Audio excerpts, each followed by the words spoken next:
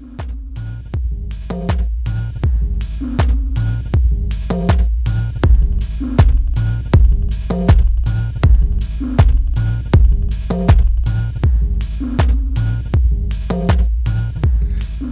right, this is James Karsten. I'm here for Myrtle Beach Games, obviously in Myrtle Beach, South Carolina, doing a box opening for Guilds of Ravnica Prerelease. The guild that I selected is Golgari. This guy right here. Golgari tends to use everything as a resource, your life total, your graveyard, basically anything that it can. That's kind of their guild philosophy. If you look at the back of the box here, life, death, rebirth is kind of their motto. So obviously the colors are going to be black-green. These kits contain 5 booster packs, 1 seeded pack, and a super sweet spin down die. So let's get into it here. Oh, that's a fantastic promo. Assassin's Trophy. That is one of the chase cards for this set.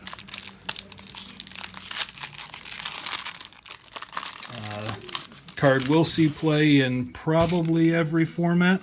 It's a 2-mana instant, black and a green, both of the Golgari colors. Destroy target permanent and opponent controls, and its controller may search their library for a basic land, put it on the battlefield, and shuffle their library. So it is a good, clean answer to basically anything. So that's our promo. We have a locket, which is a artifact mana rock mana fixer for Golgari. Each guild has one. This is the black-green one. We have Lotleth Giant, which is contains the undergrowth keyword. That's Golgari's keyword. Relies heavily on the graveyard. This one says when Lotleth Giant enters the battlefield, deals 1 damage to target opponent for each creature card in your graveyard. So whether the creatures get there by discarding them or milling yourself, or whether they die just in combat, Golgari is going to make use of that. Also, each guild has a guild mage. This is Golgari's guild mage. They, I believe, are all 2-mana 2/2s that have 2 activated abilities, 1 for each color, and they both do things that the guild does. This one gives creatures +1/+0 and menace for the black activated ability, and the green one gains 2 life. We have Golgari Findbroker, also dealing with the graveyard. It enters a battlefield, returns a permanent from the graveyard to the hand. Severed Strands is another way to get things in your graveyard through sacrifice. Lets you sacrifice a creature for an effect that you're interested in doing anyway. Prey Upon's basically a green removal spell, lets your creatures fight. And we have, looks like a couple filler cards. We have Portcullis Vine.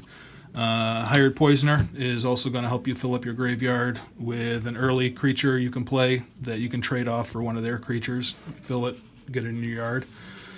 We have a couple more Undergrowth cards. Moodmark Painter gives +X/+0 and Menace, where X is the number of creatures in your graveyard when it enters the battlefield.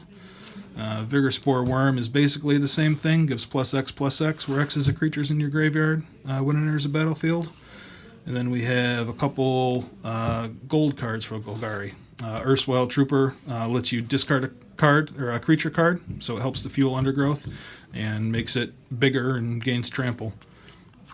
And we have Undercity Uprising. Everything you control gains Death Touch until end of turn, and you get a fight out of it. So it's a good way to push a little bit of damage through. You can trade your creatures off to fill your graveyard up, just like most of these cards are doing, trying to get creatures in your graveyard. We have Crushing Canopy, which is a good modal spell. Choose one, you can kill a creature with flying or destroy an enchantment. And then each guild also has a guild gate, which is good color fixing for the Golgari deck, or for each one. I'm going to set those aside and crack some packs real quick. I'm not going to go super in-depth in the packs, assuming people have already been somewhat familiar with the set here.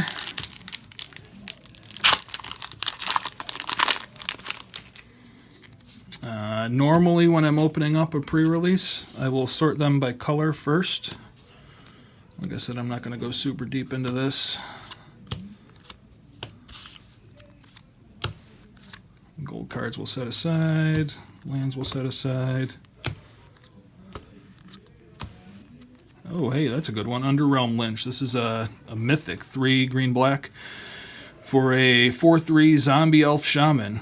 If you would draw a card, instead look at the top 3 cards of your library, put 1 into your hand and the rest into your graveyard, kind of like a modified Sylvan Library.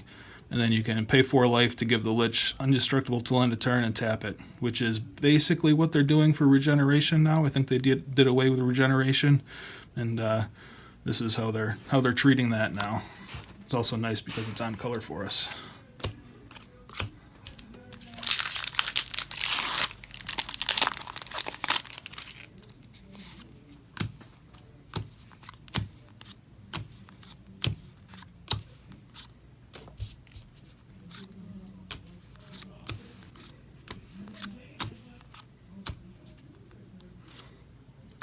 Hey, we got a foil rare too, Deafening Clarion. It's a Boros card. I think just about every set lately has had one of these where it's a 3 damage wrath for the board. This one's a little bit modal, where you can either deal 3 damage to each creature, or creatures you control gain lifelink till end of turn. It's kind of a sweet foil rare.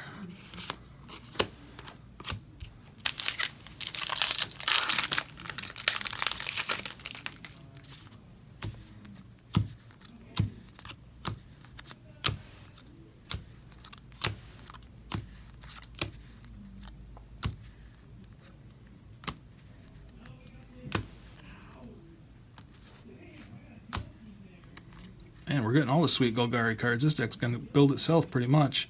Another Fine Broker, this time in foil.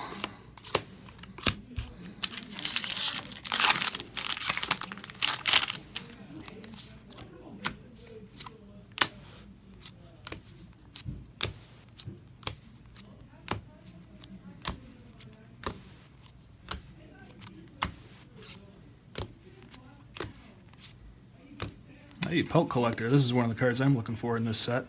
It's a 1 mana 1/1 that kind of has what Evolve used to be. Whenever another creature you control enters a battlefield or dies, it's a little bit better than Evolve.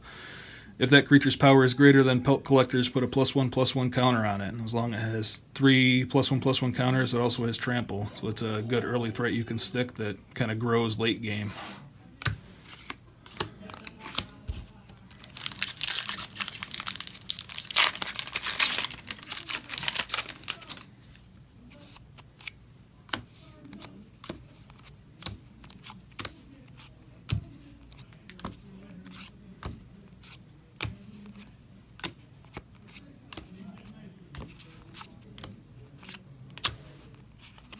Hey, we got a Wrath for the set on color too. That's pretty good.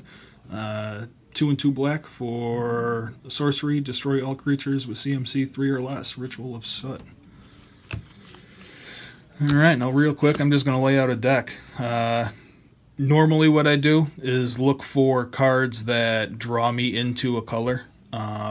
Whether it's a couple bombs or some good removal. Our gold Golgari cards were fantastic. So I don't even think I'm going to worry about laying out the rest of these. We're just going to go right for that.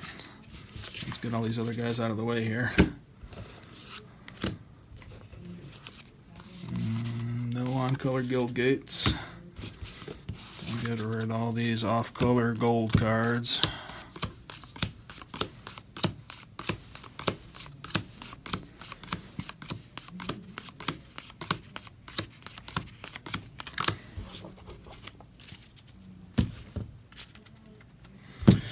Alright, now what I usually do is pull out all the oh, hang on, I forgot a stack over here. These are all going to be on color so they can go right in.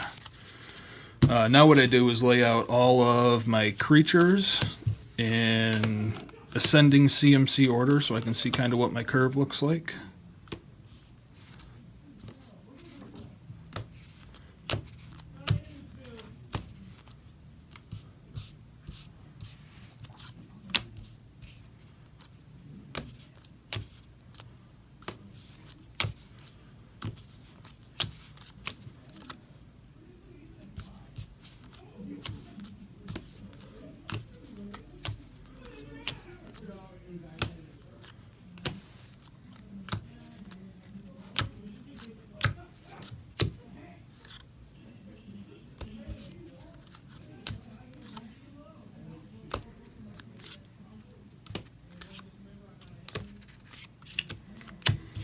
All right. Usually you want about 18 creatures. Let's see what we got here. 1, 2, 3, 4, 5, 6, 7, 8, 9, 10, 11, 12, 13, 14, 15, 16, 17, 18, 19, 20, 21, 22, 23, 24. So we got 6 cuts to make. I don't think we really need to be on the defender plan. So we can cut those. Both of these 1-drops are great. We're going to hang on to both of those. Guild Mage is good. Gives some utility that you might not otherwise have. Plus, it can be a mana sink if you need to later in the game. Gives you something to do with your mana. I don't think we're on the Defender plan. We'll get rid of that guy. The Dissident is basically a bear, which you're not always super unhappy to play. It fills the curve in, and also, just like the Guild Mage, gives you something to do with your mana late in the game. So I think we'll hang on to that one. Child of Night is fine. It's not really what the deck's looking to do, but it can trade off to fill up the graveyard, and it's got lifelink to maybe give you a little bit of a buffer so you can stay in the game a little bit longer. So we'll hang on to that one for a second. Both of those 3-drops are great.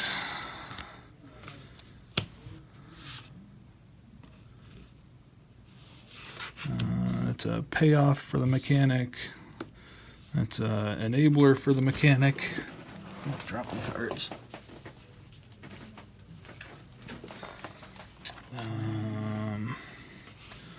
That's a payoff. That's a payoff. These guys let you get stuff back out of your yard. They'll be good. The bats are maybes. We'll come back to them in a second. That's a pretty good payoff. Those are great payoffs. The Dowser of Light is kind of a maybe. It doesn't really do anything except be a big body. And actually, I think the Foragers is better because it's kind of keeps you in the game and a little bit of a payoff also. Whereas this the Dowser is just a 4/5. It doesn't do anything else. And then the Lich. The Lich is great because it lets you sift through your deck and enable Undergrowth and hard to get rid of. It's just a good card. So let's see where we're at. 1, 2, 3, 4, 5, 6, 7, 8, 9, 10, 11, 12, 13, 14, 15, 16, 17, 18. 18 on the dot, and we didn't need these 3 extras. We'll get rid of them. So now we have, normally you want about 23 cards, and then the rest lands. So we got a spot for about 5 spells. Let's try and find some good ones here. Most of our stuff looks like it survives this Wrath, so we might play that. That's pretty good. These fogs are bad. That's not what we want to do. We'll get rid of them. We really don't need the mana fixing these guys provide, so we can get rid of them. Assassin's Trophy is fantastic.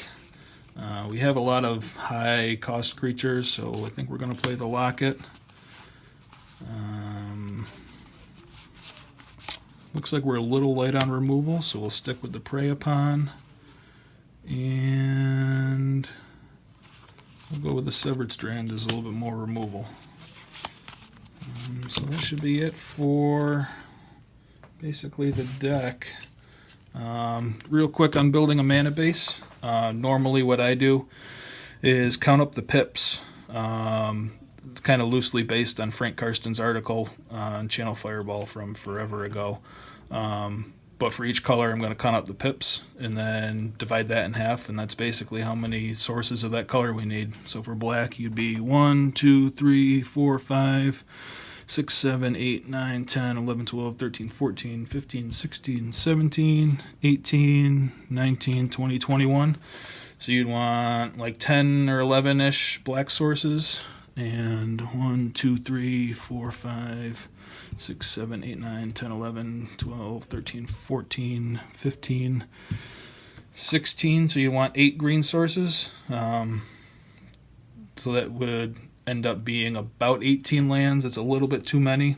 We've got the Locket, so we can probably cut a land out of that somewhat safely. I'd probably end up somewhere around 9 and 8.